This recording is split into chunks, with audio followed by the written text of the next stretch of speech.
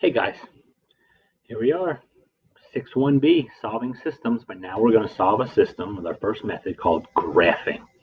Our objectives are to solve a system by graphing, and we're going to learn how to just create a system of linear equations from a scenario. So, first things first, what is the solution of the system? Use a graph. This system is y equals x plus 2, y equals 3x minus 2. What do you suppose we should do? I hope you said we should graph both of those equations since it says use a graph. When you graph them, I'm going to use Desmos with my clickety-click. The red equation, y equals x plus 2. The blue equation is y equals 3x minus 2. All right, both positive slopes, different y-intercepts, and this is what they look like when I graph them. Okay, so now going back, what do you think the solution is to this problem? Take a look. Give you a couple seconds. What is the solution? Do you think? Try it out. All right. Give it a guess. Did you come up with the ordered pair where the lines intersect? The ordered pair of 2, 4. That is the solution. Okay? To solve a system of linear equations by graphing, you graph the two equations. The solution is going to be the point where they intersect each other. That's going to be the solution. The reason it is because that point is on not just one line, not just the other line. That point is on both lines, so it satisfies both equations. So let's try this one. Go ahead. I'll graph this one again. What do you suppose the solution is here?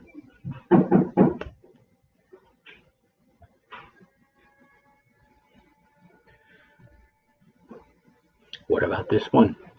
What is the solution to this system? Now, this one's a little bit trickier because we have an equation in slope-intercept form, easily graphed with the y-intercept of -4, slope of 2.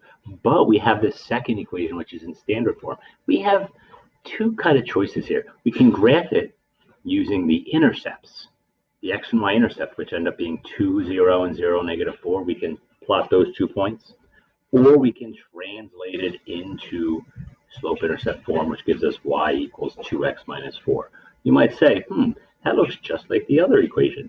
Well, let's see what happens when I graph these. All right. My first equation is y equals 2x minus 4, y-intercept 0, -4, slope of up 2 over 1. Then I have a second equation that looks like it's in the same spot here. If I put them both on there, oh my gosh, they overlap. Look at all these infinite number of points. They overlap each other. All right, they overlap. What do you think that means if they overlap each other? Well, oops, my bad. If the two equations overlap each other, they have infinite solutions. Because it's the same line, they constantly intersect each other. So that makes this, if I were to classify it, as a consistent dependent system. All right. And here we are. Okay. What is the solution to this system? Again, I can transform this. You can take the time, or I can use the intercepts. When I graph this equation, I know lots of Desmos. I'm just trying to be quick with my time. My first equation, I have my intercepts of -2 and -2. My second equation, when I graph it, y-intercept of 2, slope of -1. What's the solution here? Exactly. No solution. They have the same slope. Different y-intercepts. They're never going to intersect each other. Never. Therefore, this, no solution. Parallel lines, no solution. So again, you can think of this all you want. Same slope, different y-intercept. That's what we thought of as parallel last chapter. Parallel lines, same slope, different y-intercept. No solution because they will always be parallel to each other. They can never intersect each other. Parallel lines, they're inconsistent systems. They create an inconsistent system. All right. And that's graphing.